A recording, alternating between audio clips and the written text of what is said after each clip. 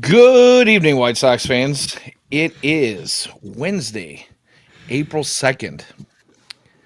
The White Sox unfortunately fell to the Minnesota Twins earlier today, but their record currently stands at 2-4. And although it feels like it should be maybe possibly be a little bit better, uh, the crazy thing is we are still tied for first place in the Yeah. Central. So I am Danny Miller, the gentleman to my, I guess it would be right on your screen. The guy that I'm pointing at is Jacob Thome, my esteemed co-host, and this is FutureSox Hot Takes and Heaters. How you doing tonight, Jacob? We're hanging in there. We're hanging in there. Had a little bit of a severe weather scare, but we're all good. It's been crazy down here, but you know what? We're getting through it. So everything's in town. Yeah, right on. Crazy weather is no joke. And I hope everyone will allow me to uh, go ahead and just riff on some of that weather issue before we get into White Sox topics here. I promise I won't take too long, but yeah, man. On my way home tonight, the reason we had to push the show back a little bit was I uh, I have about a what is typically a 45 to 50 minute commute every day, and I got out a little bit late today, and I hit I-55, and it was a parking lot. And I think I saw more ambulances and fire trucks in the what took almost 2 hours to get home. I saw more ambulances and fire trucks during that time than I had probably in the last 2 months in my entire town, if maybe not even longer. So it was crazy. People, be safe out there when the weather gets a little nuts, and you know maybe you're feeling a little behind like I was today. Nothing is as important as you getting home safely. But the craziest part of that whole drive home today was, you ever see these videos? You might see like a TikTok video or YouTube video of road rage incidences, where there's a video taken by somebody on on a highway somewhere, and the two guys in front of them are like going at it. I had that incident today on my way home after I got through all the crazy wrecks and all the ambulances and fire trucks. Literally about a mile down the road, I-55 and 355 has been under construction for what feels like forever, and they split two lanes down with the big concrete embankments on both sides. And these guys start rubbing like they're on a NASCAR race. And it started out as one guy drifted over into the right lane from the left lane, and the guy in the right lane took offense to that, I think, and he bumped him. And then before you know it, that dude was PO'd. He bumped him back. I thought to myself, man, I got to back off, dude, because these guys are going to bump each other too hard. They're going to hit that embankment, spin, flip, who knows. But we're doing like 65, 70 through there. Before you know it, once that guy in the right lane was pissed off enough, he gunned it, got in front of this guy, and then brake checked him right in front of me. I mean, we went from like 70 down to like 30 in a matter of seconds. So I backed off and watched this thing unfold. I thought guys were going to pull out pistols, and man, there was dude throwing like McDonald's fry boxes and quarter pounder boxes out the window. Man, it was crazy, dude. And I've seen these videos and I've never seen it in real life. And for a moment, kind of got my butt puckered a little bit. I could have carried a dime between my butt cheeks because there was no cars in between us. I literally was the next person in that line. But then I kind of had to laugh about it on the way home. So, yeah, interesting stuff, man. It's Never that serious. yeah, no, it's not that serious. But anywho, yeah, like I said at the top of the show, we are looking at a White Sox team that has played 6 games to this point. And first thing that I would like to get to is the fact that there were 5 of us from Future Sox that got to spend a day together last Thursday at the home opener. I want to give a huge shout out to the Shy Sports Bums for throwing another excellent tailgate. These guys have become renowned for it. Awesome barbecue out there, coolers on top of coolers full of drinks, and just probably, I don't even know, a really big chunk of White Sox out there hanging out, hobnob and rubbing elbows, getting to know each other. some of the beat writers from the other sites. John Schriffen stopped by like he did last year. It was a good time. I think my wife was more enamored with meeting Herb Lawrence. She was so excited. She blasted it all over social media. It was the highlight of her day. So Hey, if you're listening, Herb's a guy to get excited about. yeah, she thought, first of all, I mean, it was like one of the biggest. You would have thought it was one of the biggest celebrities she'd ever met in her life, like Brad Pitt or you know someone of that stature. But she was actually shocked at how nice of a guy he was, even though I've told her a million times. He's been on the show with Ian and I, and Ian has history with him. Going to the same school back in the day, way back when. But yeah, just a huge shout out to those guys and to the 108 guys and Sox Machine, Josh Nelson, and those guys. Everybody was out there, man. It was a good time. So just thank you for that, and also really awesome hanging out with Future Sox guys. And we even had an appearance from Elijah, who made his way in from California for the weekend. So that was really cool. Unfortunately, we didn't get a chance to see you, but I hear you went to some games this Ironically, weekend. I also met Elijah, the only Yeah. member of Future Sox I've ever met, but I did meet him on Sunday's game in the middle of the dreadful 3-hour rain delay. There was nothing else to do. He texted me. My phone was at 2%. And luckily texted me in the nick of time, got down there, got to meet him. Awesome dude. It's fun because, like, he's one of the guys that, like, I watch, or I not watch, but definitely followed closely on Twitter before joining Future Sox. And then, ironically, we now worked for the same company. So it's really cool. I was able to meet him, but he's an awesome human being. So Yeah, really good dude. Was my first chance to meet him face to face as I think pretty much most of the rest of the team that was out there. So awesome times, good stuff going on, and baseball, yeah, live in person baseball here in Chicago that counted. So really cool. And I see in the comments here, Uncle Ted going back to our weather commentary there for a I'd little like to point bit. out that Illinois had the most tornadoes in the nation last year. So Right. maybe we do live in Tornado Alley. Just And throwing that here's out. the thing, like I work out in the neighborhood of like right on the edge of uh Plainfield and Naperville. And Plainfield's been kind of known to be one of those places. Maybe not so much in recent years, but back in the day they used to get hit like, it seemed like every other week there was before it was starting to get built up, there were like, trailer parks and stuff out there that were just getting annihilated, campgrounds, like Yeah. me being a member of a recreation club, guys out there to do their hunting and fishing and watching their trailers blow away. So, yeah, man, it's kind of like I don't know what you want to call it, the broke version of Alice in Wonderland back in the day, Used to But live in Plainfield. yeah, Fun yeah, fact. Went to I love it Plainfield out there. South for approximately 3 months. Worst high school I've ever went to. I've only went to Yeah. three, so Plainfield South was horrible. Okay, how old are you? You say again? 22. Okay, you wouldn't Graduated know. in 21. I actually work with a guy who's 25 or 26 who went to Plainfield South, so you wouldn't be in the same class. But anywho, let's get on to some baseball. I do want to I brought up Husky Bardo in the chat this night, asking if we're worried about Colson. 3Ks a day. I am not ready to hit the panic button on him just quite yet. Although he did have some struggles last year. It is very early in this season, and I know how easy it can be after having a guy who's been thought of as one of the top prospects or if not the top prospect for at least part of the time that he's been in the system. It's easy to watch a slump, but and say that this guy's just not going to make it, and especially in the White Sox organization where we're used to seeing guys who come in and everybody is just bricked up about who this Yeah. guy is supposed to be. And then we see the failure of the development within the White Sox organization. And I don't necessarily want to put everything on failure of development because I think often what happens is a lot of these guys maybe just weren't who we thought they were. You have to Yeah. put some of it on the player, right?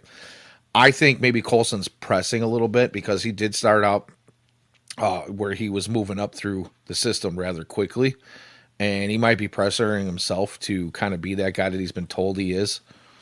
But at the same time, you want to see some development, right? You want to see some movement in the right direction. So I'm not going to freak out just yet, but I would like to see some improvement fairly quickly early on in the season. And I just want to know if you have any thoughts on Colson and what you've been seeing from him, Jacob.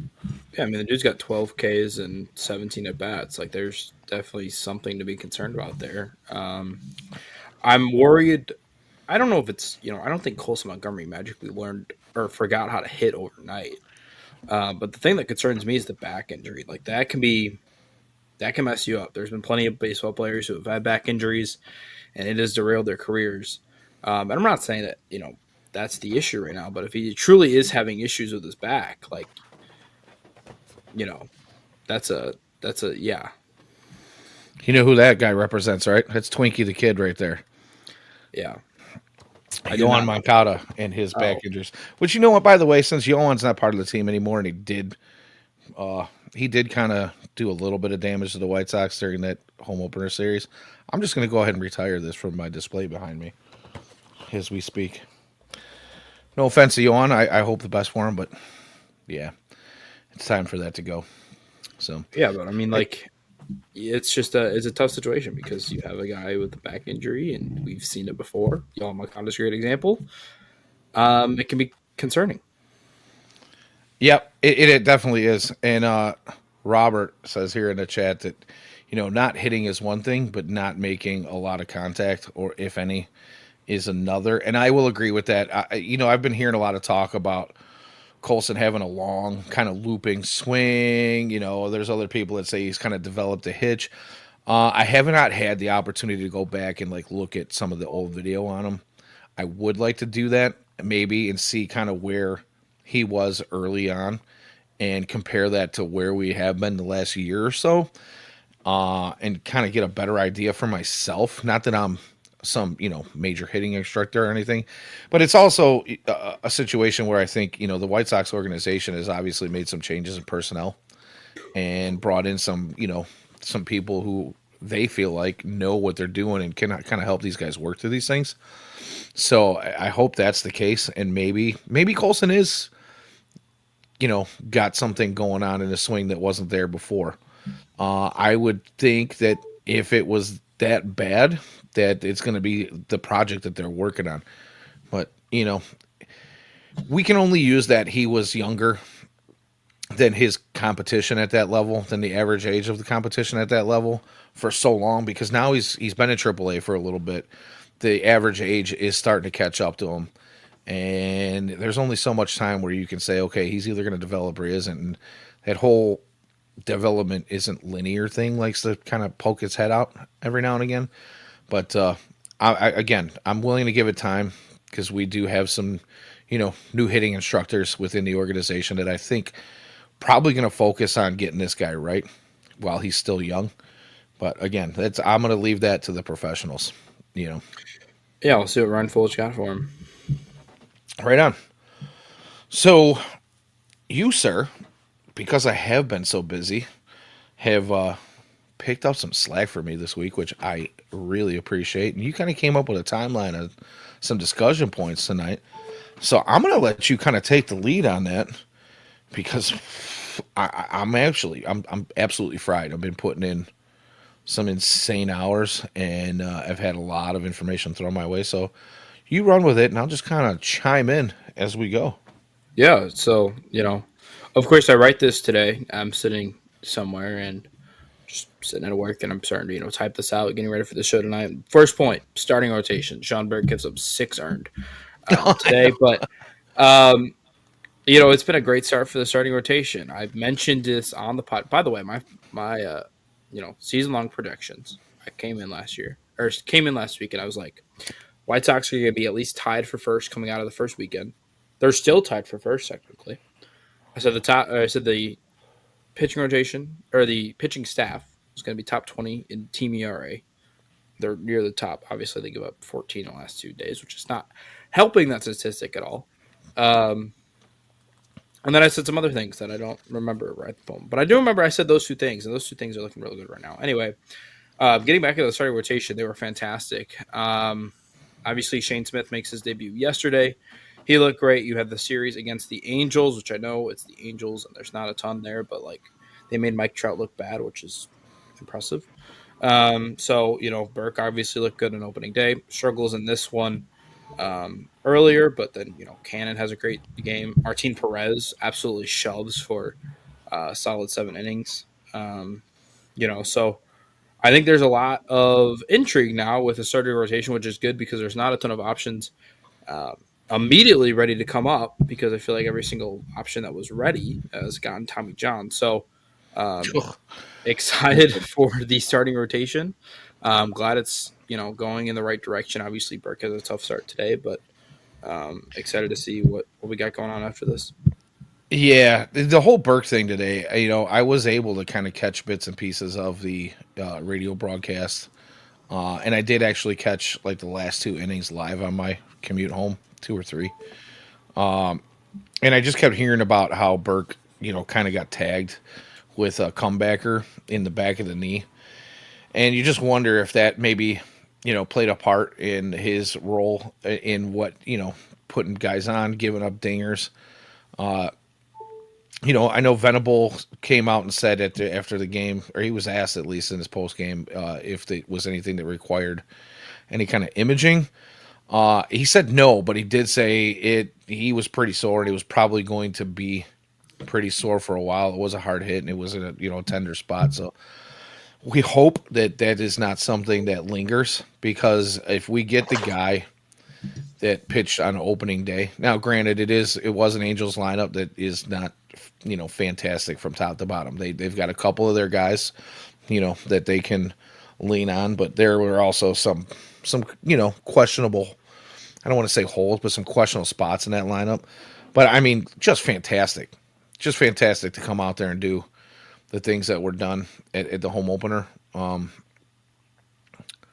It's just, I want to see more Yeah, of that, and I want to see more of what that starting rotation did over the first 4 games.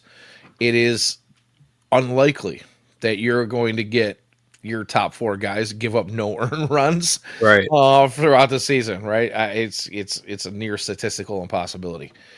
We're just gonna chalk that up as really good performances early in the season and something to be happy about. But the crazy stat that I heard was after the 3rd game, where your starters had not given up an earned run, it had only been done so many times, right? And then we were discussing the 4th game and it happens. And it was, I don't remember exactly how many innings were put in through that 4 games, but the stat was it had only been done like 4 times in the history of baseball, where your first 4 games of your season, your first 4 starters gave up 0 earned runs. And the last time that had happened was like 1976. Yeah, So awesome stat. We knew that the starting rotation, even though it might not have been the actual starting rotation that we had predicted it would be early in the season, it was still fairly close. Just lights out, right? yeah. Now we hope the bullpen can kind of clean up some of the things that it's been going through. But yeah, really happy to see that. Yeah, I thought it was very impressive. I think they mentioned this on the broadcast, I think yesterday, that if Shane Smith would have got out of it clean, it would have been the first time ever that an opening a rotation had gone 5 straight games opening the season to go 5 innings and not allow an run. Yeah, Just crazy because there's not a high profile name in that rotation, and they just had a great week. yeah. I couldn't ask for more from them.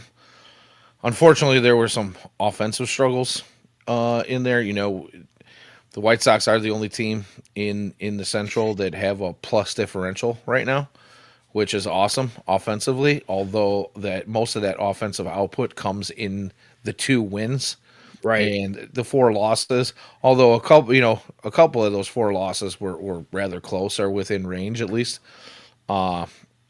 Aside from today, none of those games really got out of hand, right? But you can't you can't rely on solid pitching. You can't rely on your starters to get you no earned runs if you can't put up any offense. So encouraging to see them in the plus column in run differential, but you want to see more consistency out of that lineup. Yeah, I think that's where we'll jump next. Going to offensive, looking at the inconsistency. Listen, they've been home run dependent. That's not a secret. And they're both their wins. They hit 3+ home runs. When they don't hit home runs, they struggle to score runs. I think that's concerning because I don't know if they have enough players in their lineup to hit, consistent home runs. I saw a stat in yesterday's broadcast that said, listen, they were 28th and 29th, I think, in hard hit rate, and I think average exit velo, and now they're both those sets are top 10, which is great. But I don't know if it's I don't know if everything has I just don't know if there's enough of a jump to be made with the players that are on this roster. I'm afraid of that number receding to the mean of where it was last You year. look at the construction and you think there's no way that they can sustain Right. top 10 power numbers in the league, right? You just can't. This is a piecemeal lineup. And you've got guys like, Matan, who's a Maton, who's done, some things in the past where he's had a season or two where he's had some decent power numbers. But, Michael A. Taylor is not a guy who typically is going to go out and hit you 25 bombs, and he's got, one or two already. You've got a bunch of guys who are literally brought into this organization to just kind of help get through the rebuild process and help get to a point where we are starting to bring up some of these young guys that we're hoping will be part of the future. Oh, holy cow, man. Like, the ball was flying out of the park while we were there. It was really fun to watch. But sustainability is not something that you say when you look at this lineup. Right. And I mean, Luis hasn't even hit one yet. So, but I just don't think there's enough consistency of this lineup to do what they've been doing. They do have some decent power bats. I mean, I'm not going to shy away from that. I think Lindin Sosa can be a 20 home run guy. I think there's some other guys on the infield. Andrew Vaughn can be a almost 20 home run guy, but will never cross that line because it's Andrew Vaughn. I mean, Benny led the team in home runs last year, and he hit most of those in the second half. And you got 20 guys like 20 on the nose. It's just not acceptable. Right. It's not acceptable for an MLB ball club. I don't care, what you expect your record to be, and you hit hitter friendly's ballpark. There has to be something. Maybe they've unlocked something. Who was it the other day that said, I just go up there and swing up and swing hard, right? Like, great stuff. But you got to swing at stuff that's in the zone, and that's typically been the White Sox Achilles heel the last few seasons. So, yeah, I think they're in the bottom 10 in strikeouts. But I want to get over to Wolf Larson's comics. I think it's a great one. What are the roster moves when Rojas and Tauchman return? Amaya, Mason, thoughts? Yeah, I think my guess would be Jankowski and Jacob Amaya. Those would be my two that I would assume are gone. Both are just clearly not long-term options. I get Jankowski's kind of a fun kind of pinch runner type of guy that Venables like to go to, but Tauchman's going to be your everyday right fielder when he comes back. Rojas, I think, is definitely suitable enough to play every day at short whenever he comes back. Tauchman, I think, honestly, could be back. Potentially could meet up with a team after Detroit, looking at a meeting up in Cleveland. I don't think he's going to need much time in Charlotte. Did have a home run yesterday. Rojas is going to take a little more time, which is weird because he was on the 10-day. But Gilbert, who was on the 15-day, has already started his rehab. So kind of a weird situation there. Clearly a setback for Rojas, which is unfortunate because Sox could use an infielder because I am extremely tired of watching Jacob Amaya take at bats for this team. and he did have. I mean, he had a highlight reel play today. If you're listening, if you're watching with us live, you hadn't seen the game, I suggest heading over to FutureSox on X, our account there. There's some great video clipped by the one and only Mr. Ian Eskridge, also known as at Daily White Sox on X. He is our video guy. He's got an awesome shot of that. That's a highlight reel. You might see it on Sports Center tonight. But the diving stab by Jacob Amaya was awesome. But I mean, in all honest reality, if you're looking to get a defensive replacement from a guy in the infield who just can't get the bat off his shoulder, and when he does get the bat off his shoulder, he's just outmatched. And this is not a shot at Jacob Amaya because he's obviously a wizard with the glove. This is not something that's new. We've all known that he was defensively pretty slick, but the bat just doesn't play at the MLB level, unfortunately. Again, one of those guys you hope would put it together. It just doesn't seem that that's going to be a thing. It never really has been for him. So I agree. I think he's definitely one of two going down. I'm not sure what the second move is. Jankowski kind of makes a little bit of sense. Again, another guy who's pretty solid defensively, but we're not expecting much from him at the dish. And like you said, Mike Tauchman's going to get probably, I would say, 80% of the time in right field. There might be some platoon options with him, but it's difficult to say. I think if any of the other infielders get sent down, it's because they're looking to get them, more playing time, solid playing time, instead of rotting away on the bench here in Chicago. Because there are still some young guys out there that could potentially do that. I don't think it's going to be any like Lenine Sosa or Miguel Vargas, who actually has been keeping up and hitting a little bit. He's played some halfway decent defense. But those guys are both out of options, so they're not going anywhere until it's absolutely necessary, until they show that they can't play the game at this level. So, yeah, those are pretty good guesses, in my opinion. Yeah, I just don't think, Brooks Baldwin's another guy who's another middle infielder who had a fantastic game today, scored the only Sox run, had a good game yesterday. And he's played some good defense. He struggled in right field, I think, the one game he played out there, but, he's not going to play much in right when Tauchman comes back. So, excited to see what those guys can do when they get up here. I think it's going to be a huge help for this team, adding to legit major league, average hitters. They're not, going to blow your socks off, but the Sox could use a solid, a pair of guys who can either go at 5-6 or wherever they slide into the lineup. As my computer continues to have a stroke. Oh my goodness! Yeah, I was wondering what that beep was. I'm trying real hard not to not address it, but no, it's horrible. No, we're just gonna. If my computer dies, if I disappear, we're done with it. Oh my goodness! Is everything all right over there? With a short. No, we're at 9%. We should be able to make it. How much? 9? 9.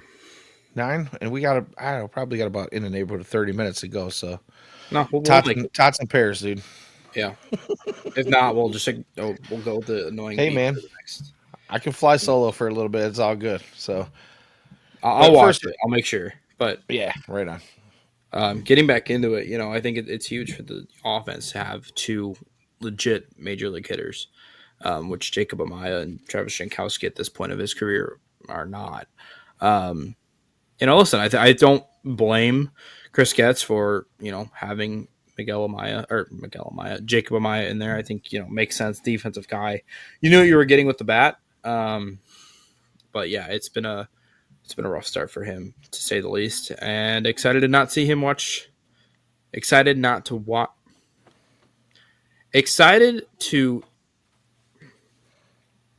he'll be off my baseball team. We'll go to that, because brain can't watch. It's not working.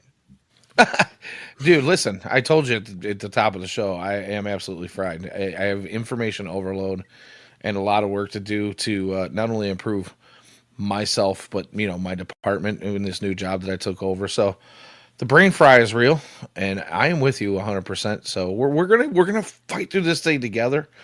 The chat's been awesome, helping us. Yeah, well, I mean, in the chat, you guys are fantastic.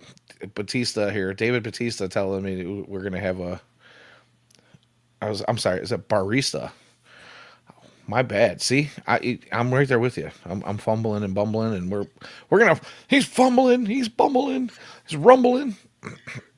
Yeah, we're gonna get through this together, guys. But he says 30-minute Q&A session. I'm guessing that's directed towards your computer. Crashing on us as this happens. So I'd be more than happy to address the chat quite a bit.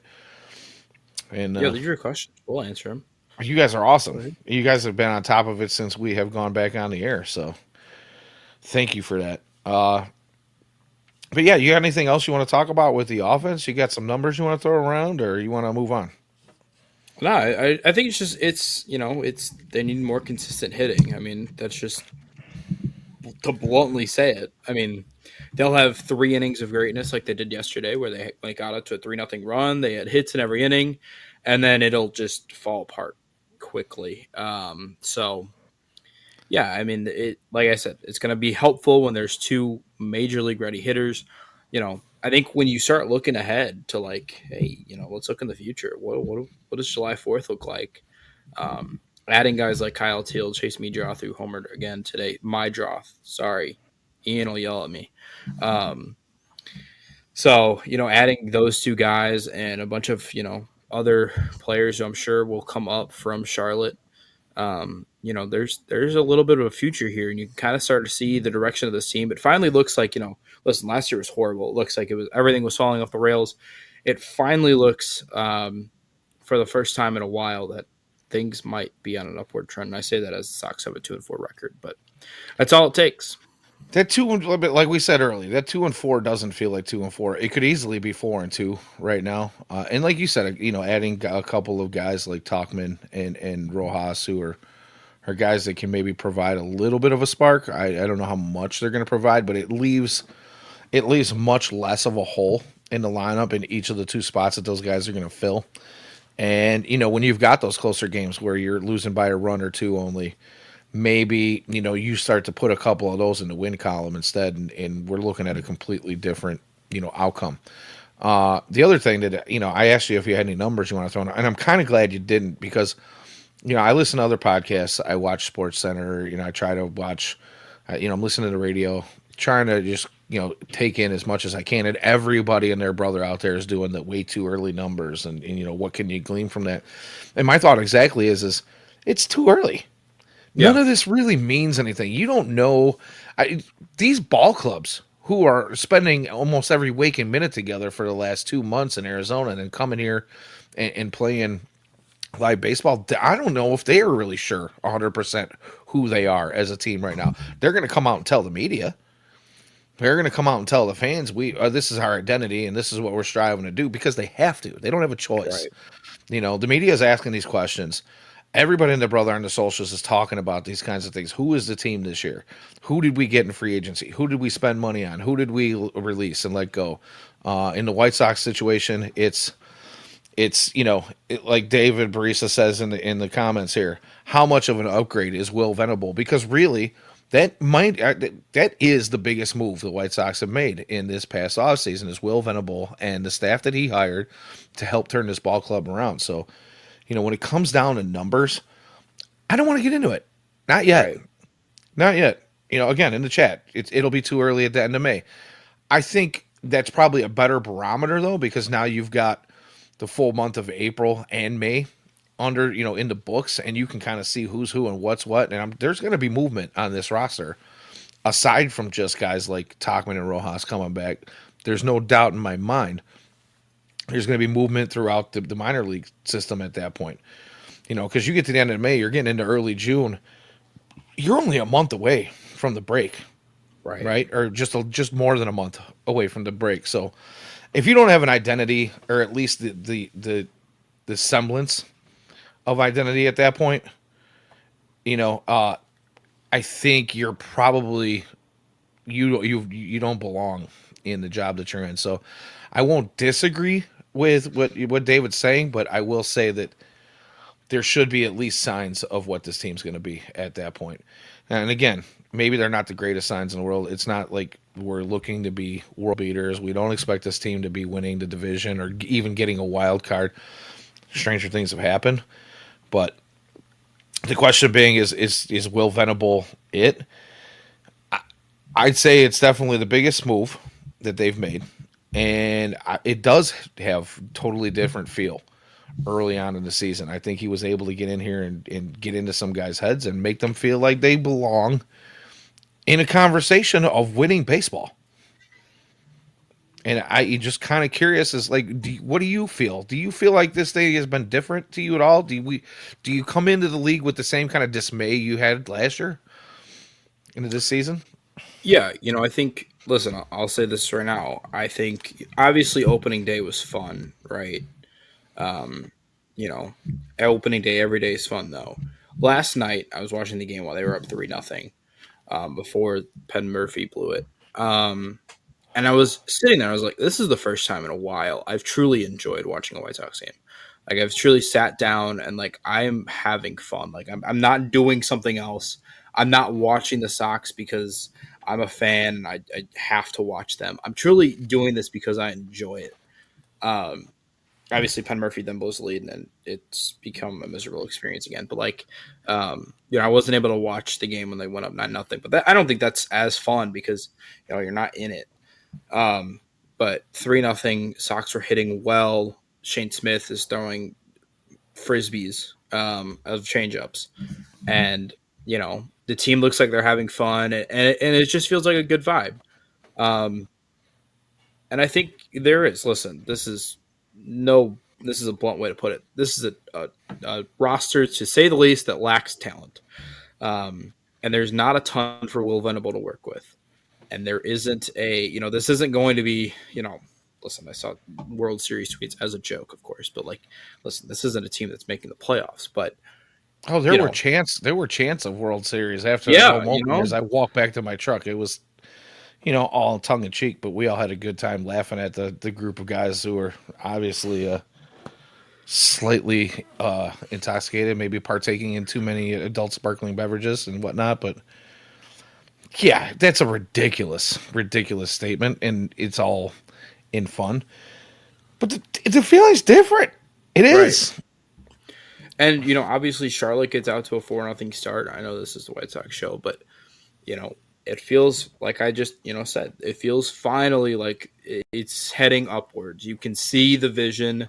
You can see everything in place. You can kind of understand, okay, this is where it's going. The farm system looks good.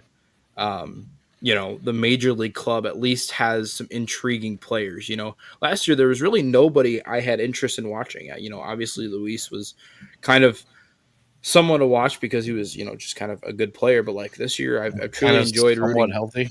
Yeah, I've truly enjoyed watching every Lenine Sosa at bat and Miguel Vargas as well, as two guys that I kind of believe in as, fun guys. I remember doing that when Tim was on his, crazy streak. And I'm not comparing those two to Tim, but um, it's a fun time to have players to watch and a starting rotation who's really fun. There's a lot of intrigue and there's some fun arms, and there's a shot that they get some more intrigue and some more different arms in that rotation by the time this whole thing's done. So, um, it feels like they've hit rock bottom. They hit it last year, and there's at least some sort of bounce back. And I start putting the pieces together. And I don't even think they're going to be close to playoff contenders next year, but the year after that, once you start getting some stuff in the right direction, it finally looks like, all right, there's a timetable here for the Sox to put stuff together and get everything going in the right direction. It, is that positivity I hear? Is that hope? It's hope. James, our very own James Fox, as the fireworks were going off on opening day, signaling the White Sox home win. We were walking up our aisle, making our way to the concourse. James literally turned around. He's 2 steps in front of me. Turns around, puts his arm around me with this giant, I'm just going to say, shit-eating grin on his face. And he pulls me in tight, and he's like, "What is that? What is that?" And I said, "What are you talking about?" He's like, "Is that emotion? Is that positive emotion I'm feeling? I don't know what this is. I don't know what to do with it, but it feels great." Yeah. And that's kind of where I'm at right now. It's good to feel good, even if it's, even if we have those disappointing moments where we put a lot of stock in. Yeah, hopium. Thank you. That's a great word, Wolf Larson. It was, we're gonna have those moments where we put a lot of stock on Penn Murphy being in the bullpen this year on this show and some of the other shows, and a lot of people have talked about it. You're not gonna you're not going to go out there every day and nobody's walking away with a 0 ERA. That's going to Right. be a regular and on any team, right? So you just hope that they limit that. But the feeling of just watching that hopeful baseball team is, yeah, you got to believe. You got to believe, David. It gives you some that hope that things are moving in the right direction. And it's fun. Yeah. It's absolutely fun. Yeah. So I'm here for it, man. I'm here for more of that. If we get to 42 this year, it's one less than last year, but I don't care if it's 42 wins or 40 more than, yeah, if we get to 42 wins this year and we get one more win than last year, but we get to see baseball that looks like baseball instead Yeah. of just utter failure, I'll take it. I'm not going to be happy about it, but I'll take it. It's a sign of improvement. Yeah, I don't know who put this out. It might have been Dylan, and we'll get to Venable in a second. But like, he was like, "Listen, the Sox have done more hit and runs so far this year than I think they did last year, all of last Small year." ball, baby. Small Yeah, ball. and I remember watching, last night's game. By the way, I keep bringing up last night's game because I did not watch the game today. Unfortunately, I was stuck at work. Um, and I remember watching last night's game, and I was like, "Oh my god, they're playing good defense. Like, they're playing legitimately like above average defense. Like They look like the a double baseball play they team. turned, where Andrew Vaughn chucks it to Brooks, he goes up, makes the play, and throws it back. Like that's a play that last year that ball either ends up in left field or the visiting dugout because my goodness, last year's defense was horrendous, and it feels like listen, this is a they're not potentially not the worst team in the league anymore. Like this isn't a they're god awful. This is a listen. They might be better than the Marlins or the Rockies, either or you can pick. Oh, I'm the Angels. Yeah, or the Angels. I guess they did win 2 or 3, but You know um, what though? They won 2 or 3. They still don't look like a great baseball team, and it's the first week of the season. right, I and they have a I very injury suspect prone team. right, and I also suspect that there's going to be quite a bit of roster movement with that team as well. So it may not be the same team that we're looking when we go back and face them again later on in the season. I don't know about you. A lot of folks are talking about facing Sacramento and how that might look. It's a ball club that the A's now, formerly of Oakland, could be.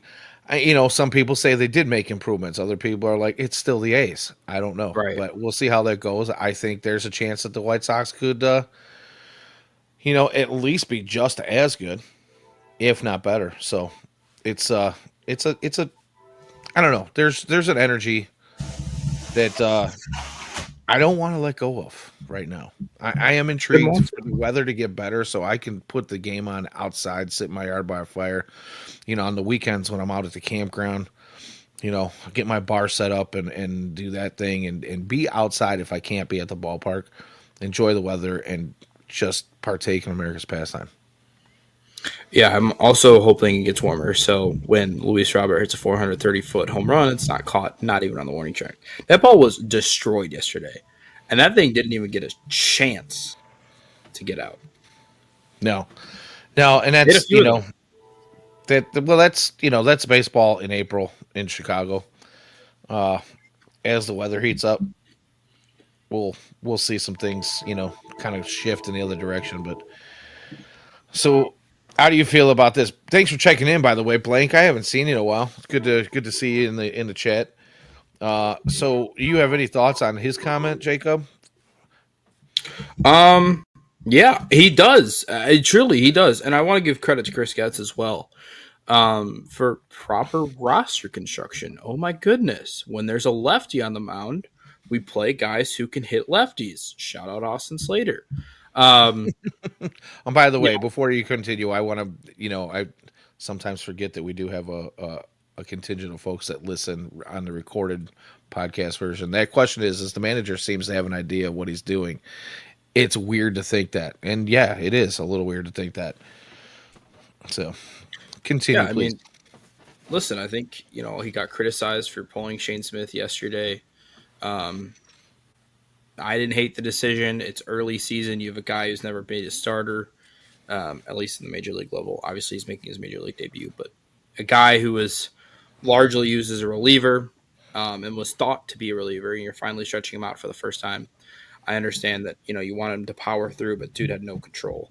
So I don't hate that pull. I think he's gone to relievers at the right times. I think he's done a lot of the right things. I mentioned the hit and runs. I've mentioned, they've played small ball with Jankowski bunting. Um, Benintendi is, yesterday, or I'm going to mention yesterday's game 30 million times. My goodness, yesterday he had that like weird hit that like went down the third base side. That like, duh, that's going to work. Yeah. Yeah. It's just they're playing proper baseball. It looks like it looks like a major league baseball team, and it's fun to watch. So David asks, can you remember some of the MLB debuts for White Sox players that got you hyped? What is your last, I don't know, one or two that you can think of Ooh. that really had you, feeling awesome about the call up? I remember Dylan Cease's. He had some high. It's been a lot of pitching debuts, honestly, because I think a lot of the hitters broke camp. Eloy broke camp, I believe, or he was up very early in the year. Luis, I want to say, broke camp. So it's kind of weird because you're not really excited for their debut. You're more of excited for opening day. But I remember Dylan Cease's debut Eloy, I vividly. believe, didn't he actually? Maybe he did break camp, but he didn't get into a game until the Yankees series that year, and then he hit two Something like dingers that. in that Yeah. series. So Eloy was really fun to watch that first year. I believe that was what 19. yeah, That was a must yeah. watch moment. But it's been a lot of the pitchers. I think any of them coming up. I'm trying to think of some of the other guys. Obviously, I don't think there was much anticipation for Gio's debut that I remember. Um, I remember going to Michael Kopech's yes. debut, and the energy in that stadium that day was absolutely amazing. And it was unfortunate that he only got to pitch 2 innings because we ended up with like an hour plus rain delay. And I mean, the first 2 innings, the first inning was a little shaky. We kind of chalked that up to being amped up and going out there and all having that nervous energy is your first time taking the hill for the White Sox, and after being talked about for a couple of seasons. But it was awesome to see that, and unfortunately, we saw how that turned out. The one, I hate to say it, but I've got to go back a ways to get to a position player that I was hyped up about that actually ended up working out. And I'm probably going to go back to when you were like a child, but when Alexi Ramirez came up, his rookie season was absolutely fantastic. He was a big catalyst in getting to the blackout game, if you remember that, Mhm. the Yep. original blackout game. I think it was game 162 to force game 163 I was at.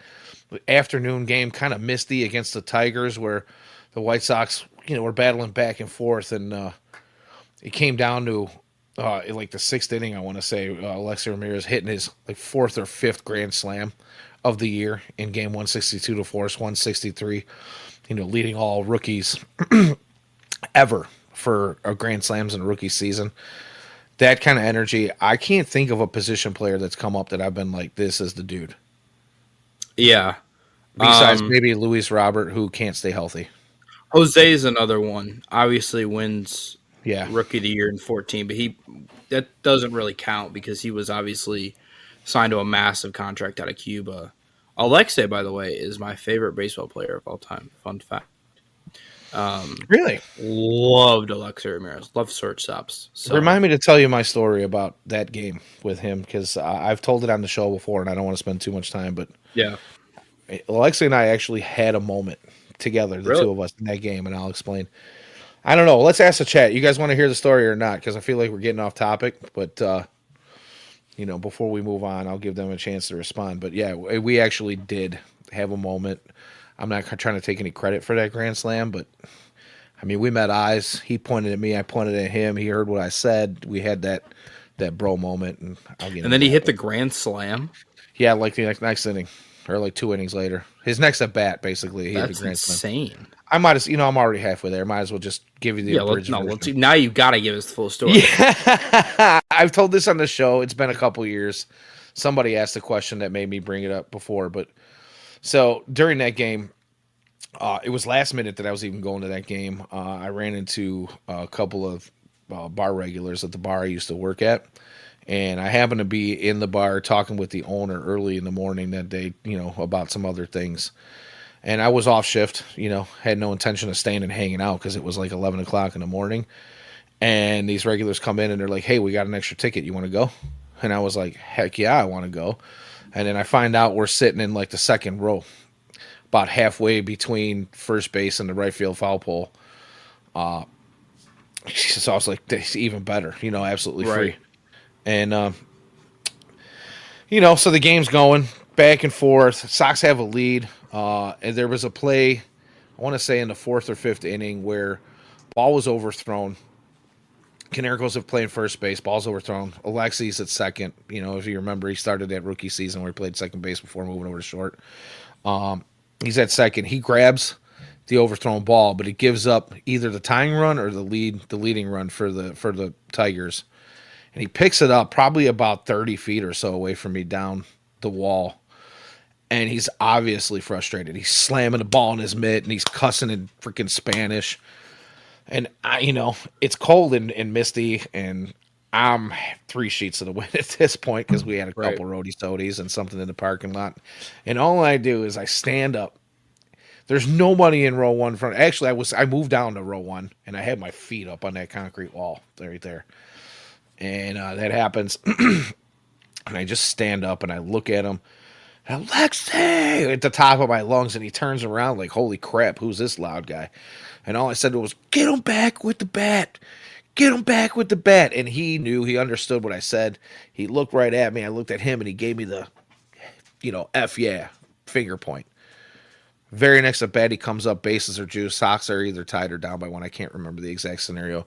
And he hits the go ahead grand slam home run, which ends up forcing game 163. So that's my Alexei Ramirez story. I hope to someday get a chance, an opportunity to meet him and see if he even knows what the hell I'm talking about, because maybe I just dreamed this whole thing. But I was there. It felt real, and it was awesome.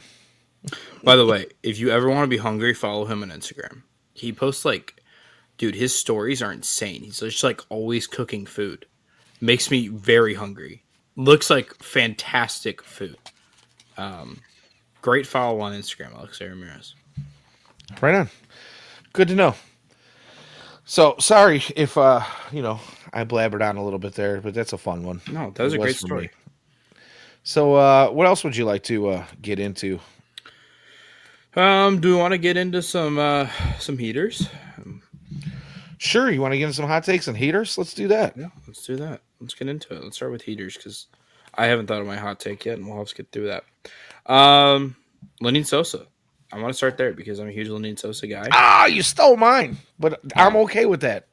Yeah. So no, you know what? No, I'll let you have him because I'm gonna give a guy that you definitely are not gonna talk about. Okay. I'm gonna hop over to Frazier Ellard. He's Yes, pitched another two favorite. games out of the pen, 2 1/3 pitch, and he's been fantastic. Listen, there was some Twitter Discord saying we need to get rid of the E's, being Brandon Eisert and Frazier Ellard, but couldn't get rid of them because they're the only two lefties. But listen, Ellard's got a career 3.42 ERA. He does nothing fancy. He's not anything Gets. special, but just kind of does his job. And he's had a good start to the year out of the pen. He's becoming the kind of top lefty coming out of that pen. Um, Obviously, Tyler Gilbert is reportedly on the way. We're beginning rehab here pretty shortly, so we'll see about him. I think he'll take over that spot. But listen, just a guy who I think a lot of people wrote off, including myself. Listen, it was kind of Not like, all right, Eisner. He there's gets there's me. He gets gassed up when he takes them out, which gets me gassed up, and I think that's that back end of the bullpen mentality.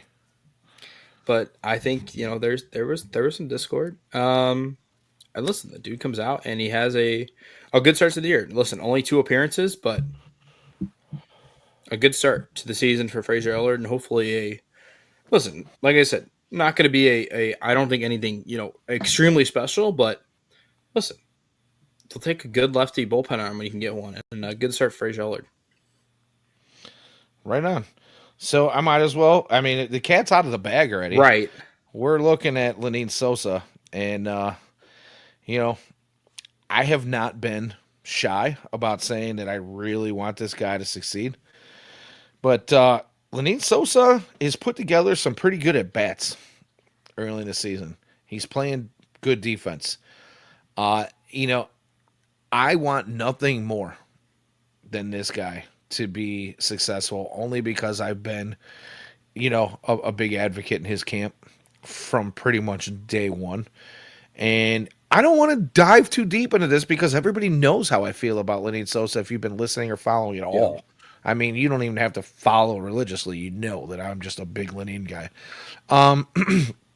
So I'll say this: it was late in the game. It was that eighth inning that the Sox put up 5 runs or whatever it was in the home opener, and we were talking about the future Sox crew that was there. We're talking about some of the unlikely guys who were scoring runs and getting on base early in this game and making things happen.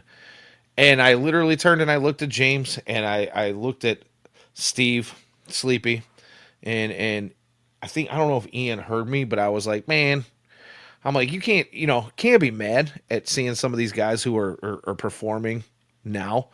And maybe we were wrong about some of them. Game one, we're talking about maybe we were wrong, right? But I was like, dude, I just wish Lenine could get on base. Just get on base. And then he goes at it and it's a 2-run shot in the eighth. So awesome times. I'll leave it at that. That's the Lenine Sosa heater of the week for me. Yeah, I think he's been fantastic. Also, want to give a shout out to a guy who is very severely hated across. Well, I shouldn't say severely hated. I think he's just severely disliked. Shout out Andrew Benintendi, who's having a heck of a start to the year for the White Sox. He's been the best hitter by far for the White Sox. Putting together some really good at bats. Clearly, he's healthy. I was worried about that. We talked about it. Why are you rushing this guy who had a good second half? Comes out, and he's had a darn good start to the 2025 season. Yeah, it looks like whatever he figured out in the second half last year is carrying over. I hope that's something that continues to happen with him because, there's a lot of folks that pretty much think that the White Sox are going to deal him if they can get anything of value. There's some folks that are like, just take the contract and be done with it. I don't know. But good to see him get off to a hot start as well. Yeah, also want to give a very quick shout out to Brooks Baldwin, who went deep today and has had some really good at bats. He's worked some long pitch counts, which the entire team is doing a better job of working counts. And he's off to a good start this year. Absolutely. So, hot takes. You have one? You got a hot take? I don't want to say, me personally, we don't necessarily have to do like cold players, but maybe we can take that. Just have a hot take, dude. Or you can do cold. Yeah, I don't care. hold on. Let me see if I can't find it because I totally should have prepared this more. Maybe we could even put it up, but didn't do that. The linked City Connect jerseys for the White Sox are god awful. Oh, You've seen them. Here's a photo of them. Enjoy. Oh, still haven't figured out how to work a mirrored camera. there's a whole lot of no. Them. Those are pitiful. What are we doing? How do you go from the South Side jerseys to whatever the Chicago Bulls? Oh no. No. It looks like Jacob's computer died. So for those of you who are listening, I will sign us out in a few minutes, but I'm gonna piggyback off of Jacob's comments here on the City Connect jersey. They are, in my opinion, absolutely atrocious. I would love to hear from our listeners and our followers. You guys want to comment on the website? You want to comment on the YouTube videos? I would love to hear from everybody what they think of these, but I agree with them. It's like this Chicago Bulls kind of rip off jersey for the City Connect. But can we talk about these models or AI that they're using for this thing? Like, what's going on with that? Anybody, anybody want to chime in? Because, dude, these jerseys are bad. The models are bad. They don't look happy. They look absolutely disgusted to be wearing them, as they should, because it is. I don't know. It's plain filth in my opinion. But I'm sure somebody out there is going to be like, it's the best jersey I've ever seen. So that's my take on that. Call it a hot take, if you will. I would say it might be a cold item for the White Sox to sell this year, but I've been wrong about these things before. I may continue to be wrong about these things in the future, and I'll take that egg in my face. I'll eat crow. So, anywho, it seems like we have lost my co-host Jacob Thome for the evening. I know he was having computer charging issues, so I'm gonna wrap it up there. I would like to take, as usual, a moment to thank all of our chatters. I thank you guys for checking in. You guys are a big part of what drives the show. Oh, and I fell behind on the chat. I am sorry. I am so sorry. I didn't realize you guys were still here. Oh, my bad. So, yeah, the Chicago Bulls baseball. Ian says the computer hated those jerseys so much that it broke his computer. Yeah, that might be true because I think they're awful. I'm gonna go back and read these. UIC Flames mixed with Chicago Bulls bootleg. Thank you, David, for that. Ian says they're poop.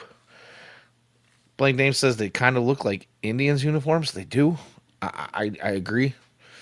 I don't know if anybody I've heard or seen talk about these things yet is I haven't seen a single positive review. And again, I'm probably wrong, but they are Bulls starter baseball jerseys from the 90s. Yeah, that's probably right. I mean, thing is whoever. Hey, welcome back, buddy. We've been riffing on the jerseys. Jacob is here. He is back. I see him on screen. I haven't heard him yet. I have no mic from I'm you. muted. There you go. Yeah, we've been riffing on these jerseys. I fell behind in the chat and didn't realize people were commenting on it. I was just over here rambling on, hoping maybe you'd come back. I was about to wrap the show. But Nah, hey, I'll try to make it. My phone's gonna die. My phone did just die. Famous last words, by the way, of hey, we'll watch the battery level, and if it gets too low, I'll plug it back in. I need an address for you because I'm just gonna buy like a 3-pack of chargers for you and send them to your please way don't. so you I can. have so many. The issue is I mean, we've got to get computers charged and phones charged. Like you're in your early 20s, man. Like, aren't you kids I'm supposed to be the like tech-savvy connected? one. Yeah, you're supposed to be like connected to your devices, like they're implanted at this point almost. Is that No, so here's the issue. I only have one. The camera angle has clearly changed, and it is because I only have one cord that will reach from proper where my desk is set up to the outlet. So now I'm using a shorter one for my iPhone. The issue is I had baseball yesterday, drained my entire battery yesterday, and clearly didn't charge it. Oh, and he's gone again. Oh, we are batting 1,000. Blank. Before I sign out, I have to put your comment up on the screen because this is you know what, this is going to be another heater for the night. This is a fantastic take and a great idea. Blank Name, if you're listening, if on the podcast form and you cannot see this, by all means, visit us on our YouTube channel where you can find all of these videos post production. Blake says, "Can we give Chris Sale a 1-day contract to cut those up?" Dude, best idea I've heard all night. Chris Sale needs to chop those jerseys up one day. We gotta get him over here. I don't care if we just get him, if we send those jerseys over to the visiting dugout when he's in town. So, what happened, dude? What I happened? was here. I don't know what happened. I never left. You went You blank. just said I can't see you anymore, and then I reloaded. Okay. Now I'm back. It's falling All right. apart quickly here. Okay. I'm getting tags from people in the chat as we speak. This is crazy. I mean, this is what doing a live show does. And we're just gonna get through it. Oh, here we go. I see if I can get this up on there. There's your Perfect. Bulls baseball jersey. Perfect. That's courtesy of again our very own Mr. Ian Eskridge, who's on top of all our visual graphics around here. It seems like, although Jacob is also a graphics guy, so we're gonna have to see what he can come up with between now and Ian's next had a week. busy day. Listen, we had Ian's been cutting everything. Stuff Dude, from he's scrimmage, Charlotte. Now he's he's in a here. magician. He's a magician, and he is the hardest working man in White Sox Twitter / White Sox podcasting and blogging. The dude's just there's no stop in his game. Boom. Look at that. Still He's working. he's he's making shorts as we speak. The guy's probably got like now he is a tech. He's a very tech savvy guy. He has to be because it's part of his profession. It basically is his profession. So I'm sure he's probably got like 13 screens around him, and he's probably working like 4 mouses and 6 keyboards at the same time because he's an octopus. I think there's the only way. That's the only way he can get this Did you stuff find done that out while on following his Thursday? son's baseball team and doing all the fatherly duties that he does and taking care of French bulldogs and a wife and just 4 and 2. He says, "My bad. That's all. Just 4 and 2. 4 screens, 2 mice, 2 keyboards. I don't know what that means, but the dude's he's got to set up like he's piloting the USS Enterprise." So I'm sorry. What were you saying? I don't know. I don't know what I'm saying. Everything's gone so downhill here in the last little bit. Yeah, you Camera got me angles in messed ramble up. mode. Then I moved it over, and then I felt like everybody was up my nostrils. So now I'm leaning all the way back to my chair, and Oh, that's not a cool thought. I wouldn't want to go up there. Won't find my adenoids. Those were removed when I was 6 years old. I don't even know if that's where your adenoids are located, but here's your fun fact. They're back there somewhere. It all connects back inside there somewhere. We'll find my tonsils though. I went to the ER recently, and I told the ER doc, and I was like, had my adenoids removed, not my tonsils, and she went, "That's rare," and I was like, "One of a kind," and that's So is your computer. Or your listen. charging It's cable. not the computer's fault; it's the cord's fault and the user's fault. Okay. All right. All right. All right. We'll work with that. But all right, Ian. Well, you have a good night. He's gonna go pick up his kid, and I think we're pretty much done here. We're almost an hour and 10 minutes. Again, I'm gonna go back to doing this. We're gonna sign off. I'm gonna wrap it up, and put a bow on it. Since Jacob seems to be here for the time being, he's probably gonna throw a monkey wrench at me before we get out of here. But as I said before, the chat, you guys are the best. You keep us rolling. I saw James Hesterman check in. Thanks for checking in. I missed a few chats in there. I fell behind. I'm sorry. Blink, Wolf, Husky Bardo, all you guys that were in tonight. If I'm forgetting something, I'm sorry. David, all you guys, you're the best. You keep us going.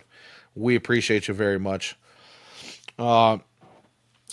Tonight, again, as I said, is Wednesday the 2nd. You can find us right here every Wednesday, unless otherwise noted, at 8 p.m. I was a little bit late tonight. I apologize, but every other Wednesday you can find us right here at 8 p.m. or on the Purple app. If you are looking to give us a follow on Twitter X, that is FutureSox it's at FutureSox on X. If you like any of the content that you see here on the show or any of our other live shows, you super chats are open, so feel free to support your content creators. If you like any of our written content, you can find that on our website. That is FutureSox.net. And we also have some stuff that is exclusive to our Patreon subscribers behind a paywall. For only $2 a month, you can subscribe to that and get all of our exclusive content. For my co-host, the one and only, one-of-a-kind computer man, charger man, if you will, Jacob Thome, on X at jthome21. I am Danny Miller, at Danny Miller FS on X. We love you guys. It has been fun hanging out. We are going to be back here next week at 8 p.m. And as always, until then, go White Sox.